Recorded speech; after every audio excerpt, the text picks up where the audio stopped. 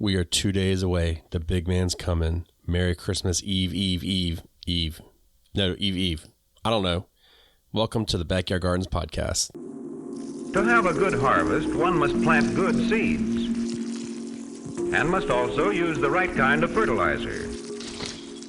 The carrots have grown large and firm. How good they will taste. Welcome to the Backyard Gardens podcast, where we talk about all things gardening and give the information out for you to be successful in your garden, whether it's your first or your last.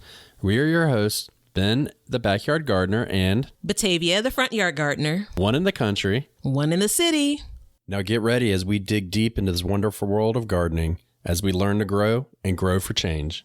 They can't all be perfect, Batavia. Not all of them, okay? Look, it's a difficult one. I like the idea that your base is that some of them are perfect. Like that's some what of them are. I'm hearing. Okay. I've had a few that you've moved you almost to tears before, so I don't know what's going on here. That doesn't make it perfect. I just want to know that I am a witness to every single one of the openings. You are. And it's painful. So, Merry Christmas, everybody. We're close enough to say it. How's that? Boom. Yeah. Merry Christmas. Merry Christmas, everybody. So, big plans? No. Oh, I'm making gumbo. Oh, sold. Yeah, Tell me you froze some okra from this year and you're putting in it. No, I didn't. Let's not talk about How the hell you gonna tell me you're gonna use your tomatoes in it? I am going to use tomatoes in it. Your tomatoes, I don't though. normally... Yeah, my tomatoes. Okay. I don't like tomatoes that I've canned. I don't normally put peppers or anything like that in it. I may end up putting some onions as a part of the Trinity, Holy Trinity. You know, no, bell peppers totally go in it. That's a part of the Holy Trinity. Yeah. So peppers, onions, celery.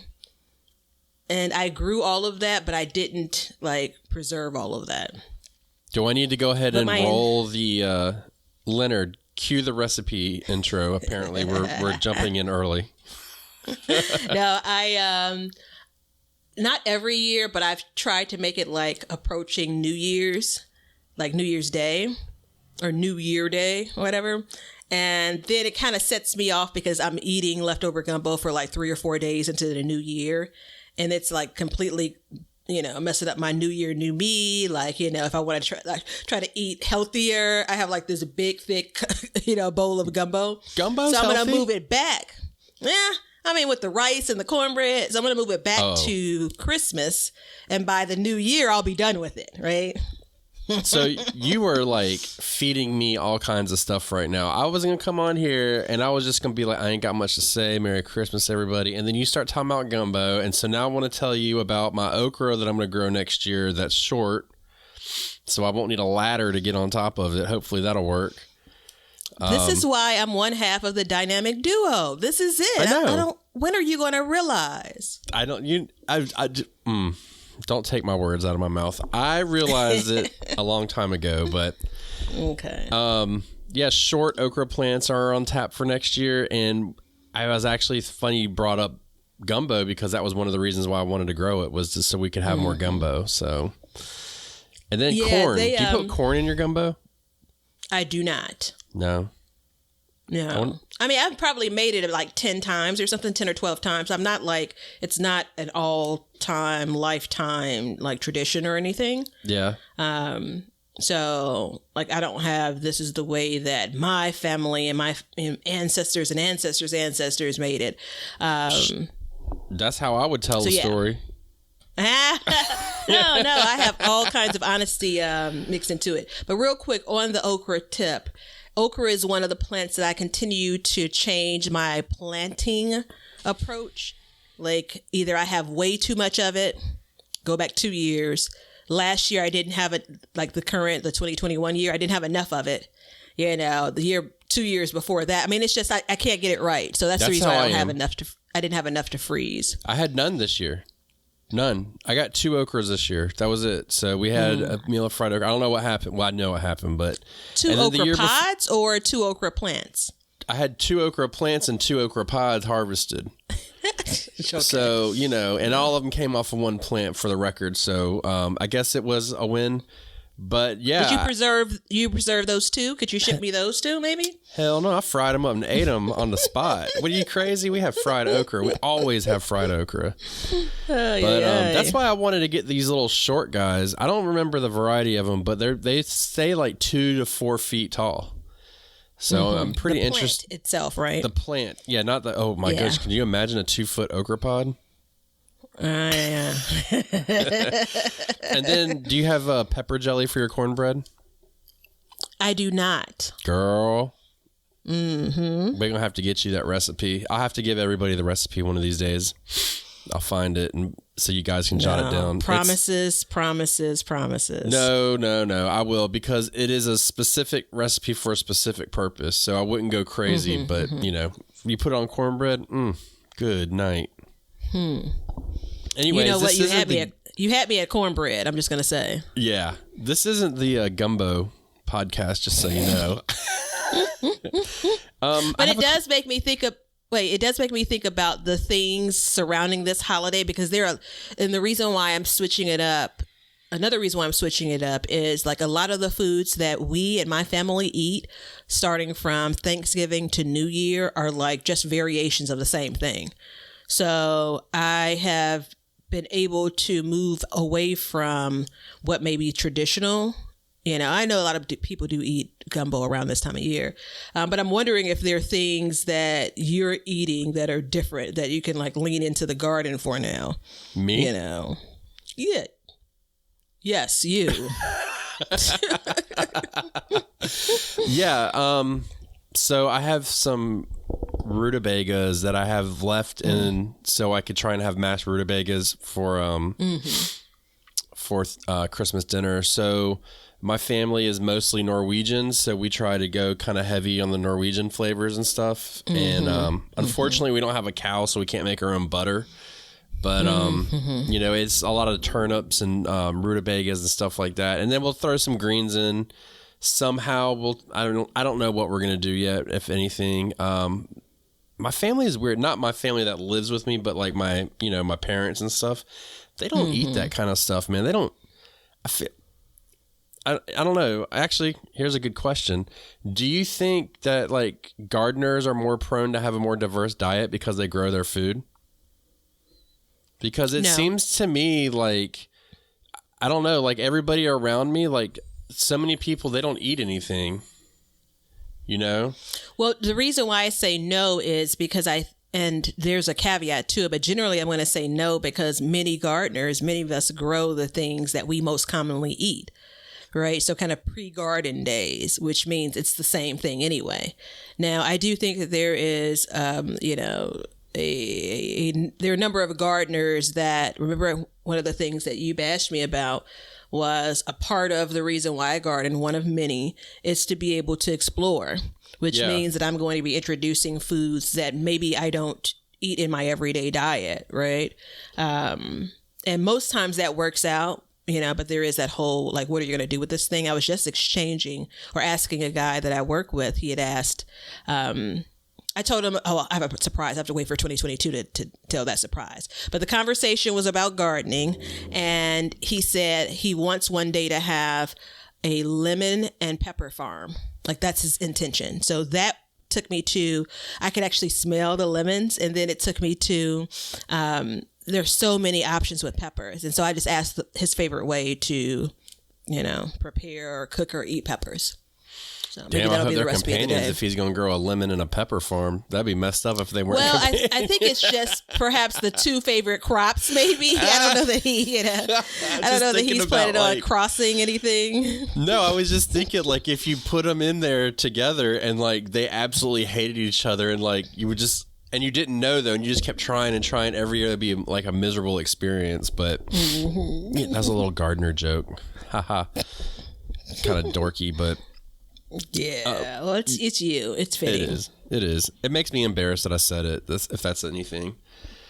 But I mean, I was just wondering because even people around me, like I'll harvest a bunch of kale, and sometimes I'll just take a handful and be like, "Hey, do you guys want some kale?" But how do you eat it? What do you do with it? I'm like, how do you not know how to eat kale? You know, like No, don't be that dude. Like I told you, 2011 or 2012, I had never even heard of kale. amen, sister. Me too. But what I'm saying is that was 2011 when everybody heard about kale. So no, I look at it and say this is one of the things if I am strict about a thing, it's and I know you're not trying to shit on anybody. No, but, well, maybe a not little at bit. all. But this idea of when it's like, have you ever heard of like, finding religion? So when you come to the realization of a thing, it's not, that doesn't mean everyone else has. And so people find things in their own time. Remember I told you one of my girlfriends that, picked some collard greens for her. Remember she was like, they taste like they were, preyed on and kissed on and all of that. And so I asked her, had she ever picked collards, and she's like, no. And so she was on the back and I picked them for her. I showed her like, this is how you pick one, a couple of leaves or whatever. But then I said, oh, do you want some kale? Because kale was still fresh and, kicking butt. And she's like, I've never had it, And so I'm just like, okay, And at that point I give her so many collards. I said, well, no, because sometimes people are apprehensive. Even if she takes it, it's kind of like it sits in their refrigerator. What does she do with it? So I didn't give her any at that time. I probably would cook something up and let her taste it. So anyway, I said that to say like, at one point she's going to eat kale, especially if it's cooked the same way that she likes collards. And she's going to say, oh, this is great. And then she'll be in the store buying kale, as her green of choice when it's on sale. Like that, it happens, right? Yeah, I guess it's just, kale is such an easy crop to grow that I've been growing it for so long that it's just mind blowing. But I remember and I think it was around the same time you learned about it. And I learned about it was around the same time. I remember, man, everywhere you look, it's like cauliflower now. You just got these recipes all the time. It's nothing but kale. So I don't know. I remember it vividly. The quick note on it is I was getting into fitness, right? Well, the longer note is I was getting over a heartbreak, and then I found fitness. And a lady that I went to grade school with, I grew up, and we grew up in the same neighborhood, and she was like really into, weekend warrior type running, putting in long miles, and she was sharing at that time like what her meals were, and I kept on seeing kale over and over and over again, and so Google existed then, so I started Googling it, and I'm like, okay. And the funnier thing is I have always gone to the grocery store. Like I'm one that lives in the grocery store, loves it. Separate story about that we'll tell at some other point in the future.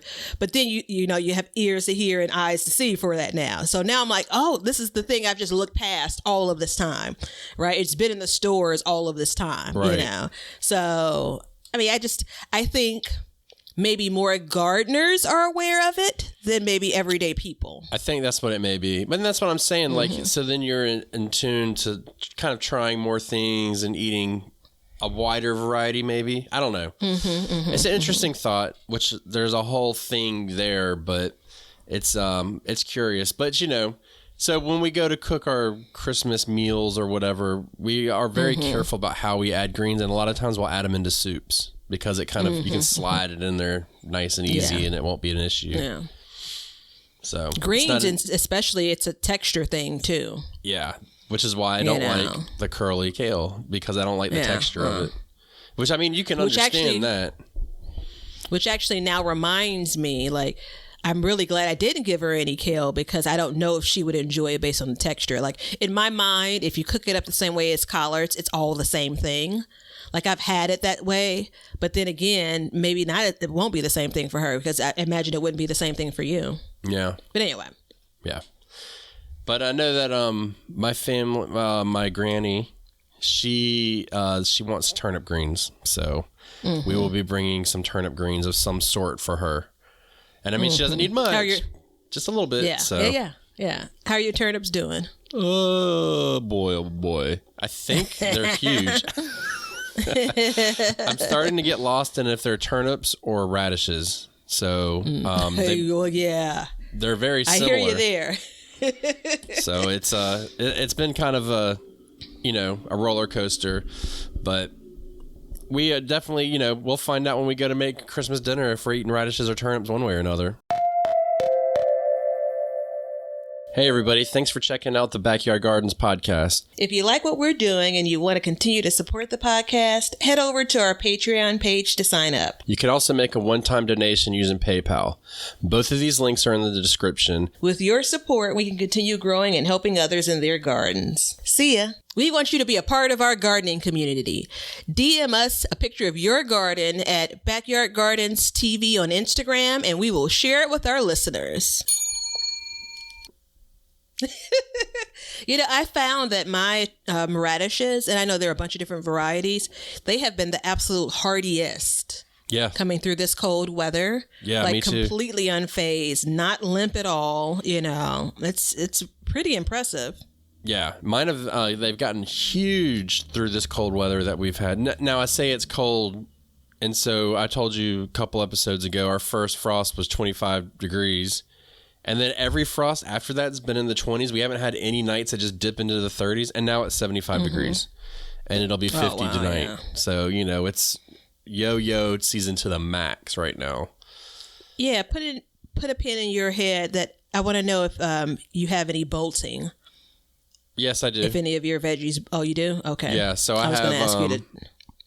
I'm growing Yodfa, which is one of those... I'm just going to say it. One of those doo-doo free seeds that I got from Baker's Creek. And it's a combination of a broccoli and asparagus, supposedly. And so it grew great. Excellent. So there's that. That's out of the way. But I don't know how to harvest it. There's no information on it, really. And one of them just bolted. But it's pretty in my garden, so I just leave it. So, I hear you. I never heard of any such thing. I was driving today, and I saw, and I'm like, I'm going to have to hover around their house. Like, I'm going to be very close knocking on their door. There is about a block over this person or family, and they always kind of do this more architectural design for their gardens, and flowers and things like that, trees and then things, and they have a bunch of containers. And so I was driving past today, and their garden looks designed, manicured. There seems to be life, or even the things that are brown, they look really pretty. And I'm just like my garden looks like crap, right? Coming in, going into December and mid-December, and I'm just like, that's it. There's no blooming going on there, no flowers or anything, but it still looks interesting. And so I said, that's what I want for my space. So, you said that the flowers or whatever that was, that Yodfa was pretty. Yodfah, Yodfa. Yeah. Yeah. The only reason I remember is because it's like Yoda. That's what David called it. It's nice to still have something. It's nice to have something that's still nice to look at in the garden this time of year. That's a big thing. I was so I redid my front garden in my front yard. So it's funny. My front yard has just historically looked like total dog ass. If I tell people, I'm like, yeah, I got this this gardening podcast, and then they look at my front yard and they're like, are you sure? So I'm like, so this year I was like, all right, let's, because I've been doing everything in pieces to manage the cost of it. And I got around to the front yard this year, and I said, okay, so we pulled everything out. We got all these tropical plants, hardy tropical plants on discount. So we put them in, they spent the month in or whatever. And I have these 3 bushes, and I want to pull them up. And, my mom was recommending something to me. I don't remember what it was now because I disregarded it because it wasn't really a bush. And, I wanted to anchor the back of the bed because in the fall and winter, I didn't want it just to be a bare nothing. I wanted there to be some structure there. And that's what those flower or those bushes and stuff do is they leave you structure and stuff to look at in your garden. So just, trying to figure that out. Long story short, I didn't get anything to put in there, so they're still there. But I have all winter to because now is really the time to be doing maintenance and moving stuff. So I'll find something. But, designing something that is going to make it through fall, as far as leave interest, is super important to us because it can get really depressing. This time of year, after Christmas is where it really kicks in for me. because there's nothing to look forward to. There's nothing to keep you busy. It's just, not outside anyway. Yeah. Yeah. I, for years, and remember, this is the third year, 2021 is the third year for the front yard garden. So normally if there's some crappiness to look at, it's in the backyard, and I can kind of avoid that, and I can kind of close my eyes as I walk to the garage, like, but now it's all around me. And because the time between when I pulled things up, like veggies out, and when the freeze came, like that time frame, I normally get the garden cleaned up sooner. And this year I didn't do that. So it looks especially unattractive, which could be the blessing, right? To be able to see it in this state, then it inspired me to kind of look around and say, okay, what could this look like? Yeah. Dude, it was a Christmas present just for you. Yeah. But remember the one place, this is so many episodes, this may have been last year, and we kept on saying, like, you were like, just knock on the door, and I'm like, no. But there's this place, they're probably like 2 miles away. If I'm not having a great day, and if I can remember, I'll drive by their house. It's not a vegetable garden or anything as far as I can tell, but they have they basically swap out their plantings each season. And it's they take great care of it, take great care to plant and all. And so anyway, I drove by this fall, and I looked and I said, again, it's very intentional. Like, there's structure there. There's still some thoughts of life there. And so I'm just like, okay, all right. Like, I'm not going to call this year one. 2021 is not year one of this desire for me, because I'm not going to cut myself short. 2022 is going to be year one. So I have basically now 3 years to pull off some type of fall, winter interest until the snow comes. I mean, that's what I'm looking for. Yeah. No, I mean, even after the snow, though, that stuff still leaves you structure to look at, instead of just like a tundra in your front yard. Mm-hmm. So, you good? Yeah, I was about to say it, but then I realized that you were starting to talk. I know. My whiskers, yeah. Remember, there's other people listening too, Batavia. I know. I normally have a schedule to maintain that, but yeah, it's I mean, when we're not done doing this yet with our front. We're almost. We just got to replace the bushes. But moving around the rest of the house, there's going to be a lot of like fall thoughts put into place and stuff like that. And mums are going to be a really big thing, because I go around. Here you go. This is how cheap I am. And everybody buys their mums, and then they put them out on the curb when they're done, and they're still alive. And I go grab them and I stick them in my yard. So, I'm grabbing stuff out of people's trash and whatnot, but they're throwing away perfectly good plants. And have you ever seen a mum when they're not manicured to look like a ball? No. They're really pretty.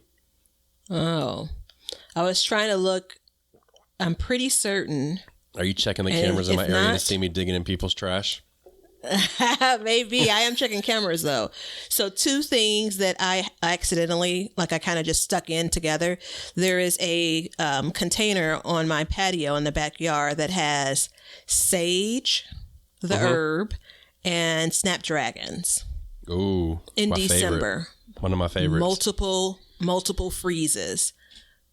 Those 2 things are hardy like I didn't understand. I remembered snapdragons were hardy, but I didn't I was trying to look to see if they still have blooms on them. So a part of my plan before I saw these other spaces in my neighborhood with true fall decor, things that look like they're brown, but they have structure, yada, yada, yada.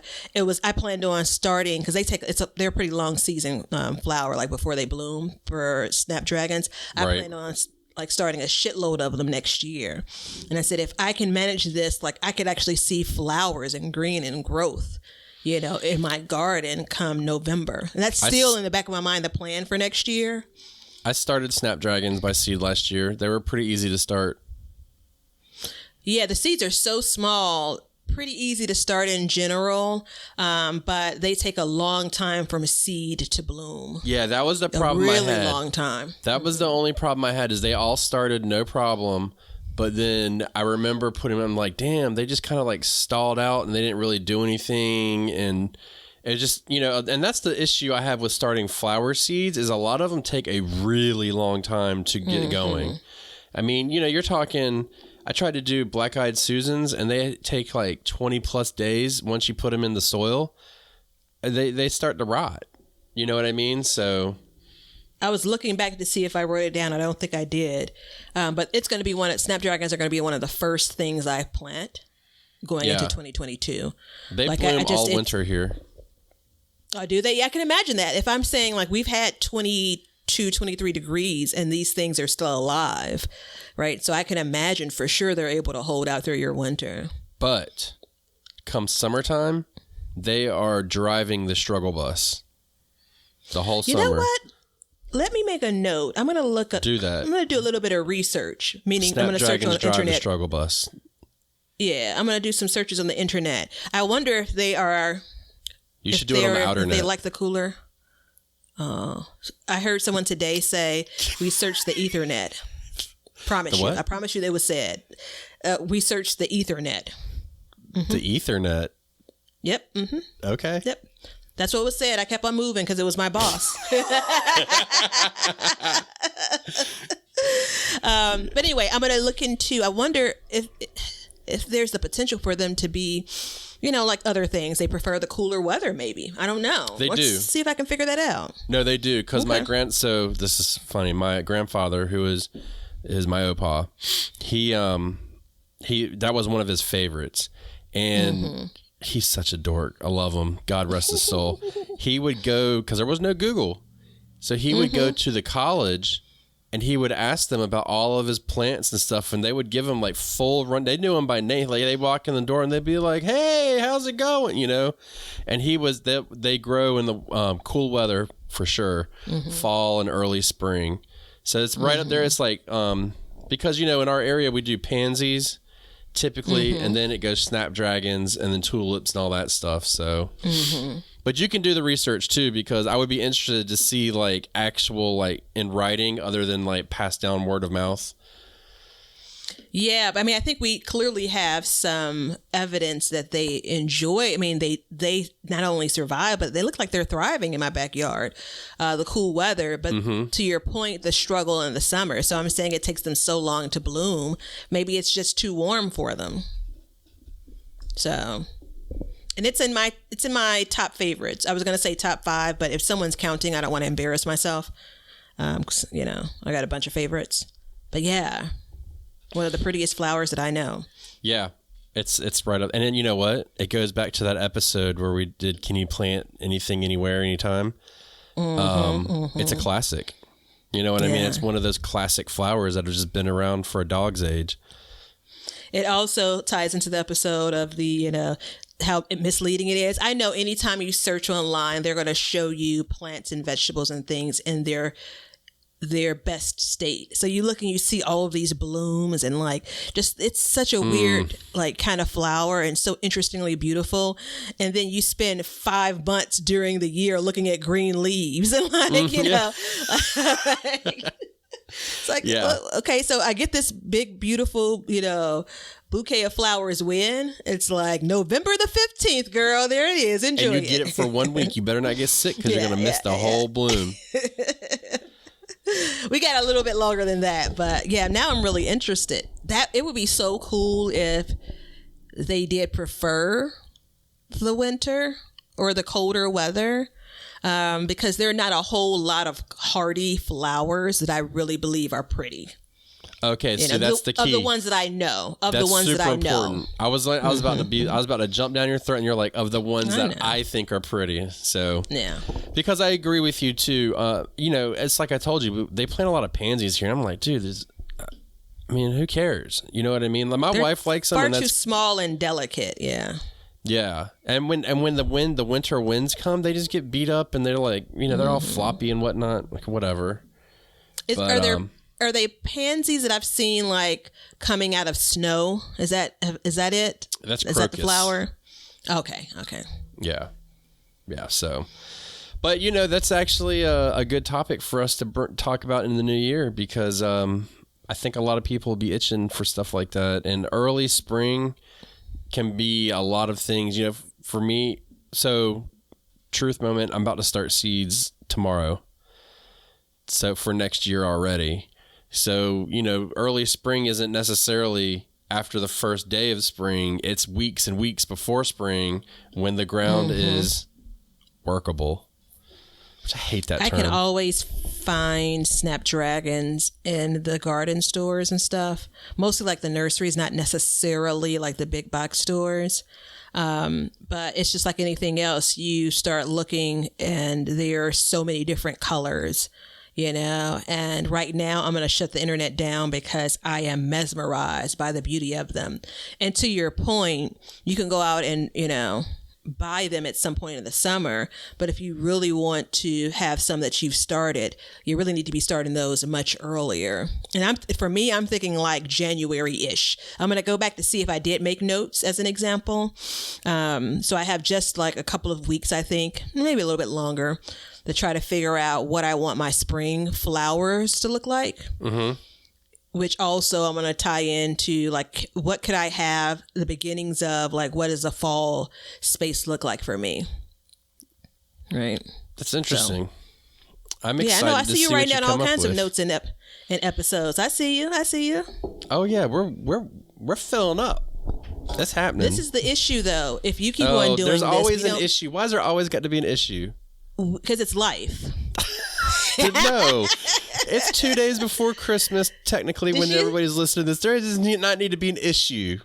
I tried to give you that stern look, like shut it down, right? So the issue is that if you keep on doing this work, then Leonard won't have a chance to step up and shine, right? Like, And relax a little bit. Let's see what he's made of. yeah, okay.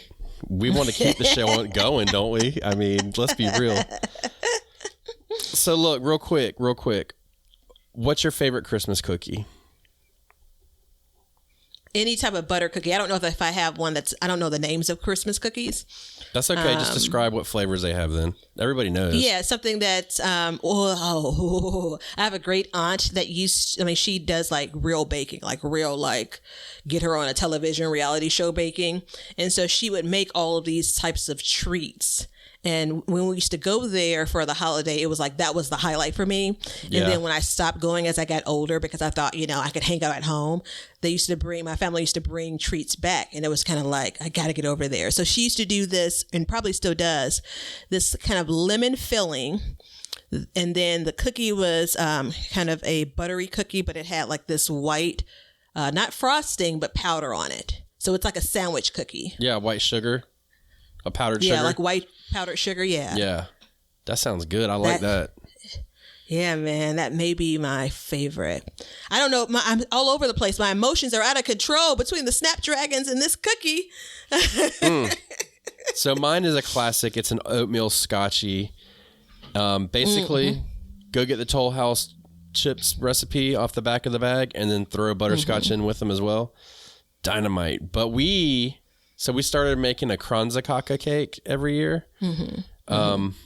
I posted a picture of it last year. I'll do it again this year. And it's so in Norwegian baking, everything is not everything, but most things are almond flavored. And it's just rings of like almond bread. It's really good and it's light tasting. So we started doing that a couple years ago. I want to say last year, but it's a couple years ago. And it's really taken. So we'll continue. Are you looking it up? No, I'm looking up the thing. So thanks for highlighting. I wasn't exactly fully on paying attention. Appreciate it, buddy.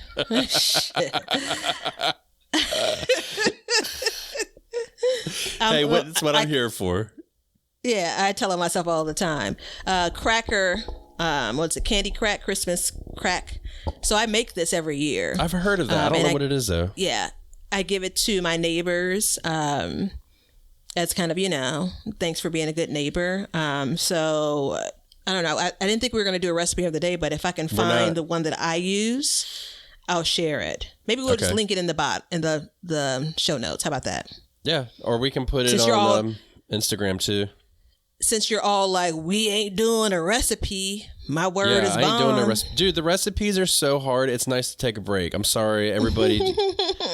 Tell me that recipes aren't hard for you. They're the hardest part of the show for me.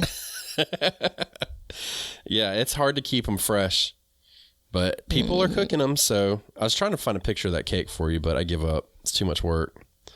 I wasn't paying attention anyway, remember? Remember like 2 minutes ago when you called me out on it? No, you can listen and do something at the same time. There it is. Yeah.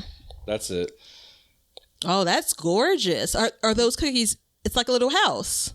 Yeah, but They're they're different big. sizes, yeah? I mean, they start like a dinner plate and then work their way up. Yeah. So, because my wife, I love her and I hate her at the same time for this. She's been watching the British Baking Show. Have you watched that at all? No, hate that but show. I can imagine But where she this gets is all going. in and she's like, oh, I'm going to go bake this and bake that. Because my wife she's the baker. And I'm like, damn, man, you're killing me. Like, you can't be baking all these sweets. And then, I'm trying to live my best life. So we've been having some fun with that. But all right, everybody. I think at that note, we're gonna go ahead and cut it. So check it out. Portrait of a Santa's on YouTube if you want to check it out. Become a patron if you'd like to help us out, or a one-time donation. Amazon store below. T-shirts. Jolly BYG is the coupon for T-shirts, going on for another couple weeks. And Batavia's got something she wants to say is very important. Go. As everything is. Check us out next week for our New Year Eve episode where we're talking garden mistakes for 2021. Oh. So yeah, I know, but this is we want to be honest and transparent with you. Oh, These yeah. are things we experienced. There's some learning to be had. I'm looking forward to re-listening to it to remind myself of, the would-be successes, but not quite. But no, it should be an interesting episode. Check it out. And yeah. And I'm going to unveil my New Year's resolution for this year. Okay. It's going to be a big, huge announcement. It's going to be unbelievable. Okay. So, yeah. Like Times Square, like before they drop the ball, they're going to basically cut to you and you're going to explain what the resolution is? No, they would do that after the ball fell off and just shattered. Then they would cut to me because it's going to be In a so panic? Yeah. groundbreaking. Yeah. They're going to be like, we got to have something here that's amazing to take away from the stress. So... But no, and seriously, everybody, please have a Merry Christmas, or whatever holiday you happen to celebrate. Happy holidays. Be safe. Stay with your families if you can. Enjoy your time with them. You've all earned it, and hopefully you're eating something out of your garden to some extent. And we will see you after Christmas. Well, we'll see you, after Christmas next week then. Yeah. Yeah. All right. See ya.